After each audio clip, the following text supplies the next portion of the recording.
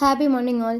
கார்த்திகை தீபம் அப்படின்னாலே அப்பம், பொரியுருண்டை இதெல்லாம் தான் ரொம்ப ஸ்பெஷலாக இருக்கும். கார்த்திகை தீபத்தன்னைக்கு காலையிலேருந்து விரதம் இருந்துட்டு சாயந்தரமாக கடவுளுக்கு அப்பம், பொரியுருண்டை இதெல்லாம் நெய்வேத்தியமாக படைச்சிட்டு அதுக்கப்புறமா விளக்கேற்றி சாமி கும்பிடுவாங்க.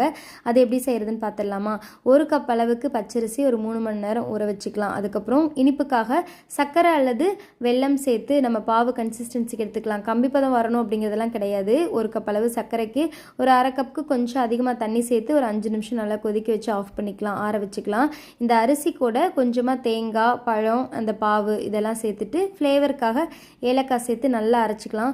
ரொம்ப கொரகொரப்பாக இருக்காமல் ஓரளவுக்கு நைஸாகவே அரைச்சி எடுத்துக்கலாம். தண்ணி எதுவும் சேர்த்து தேவையில்லை.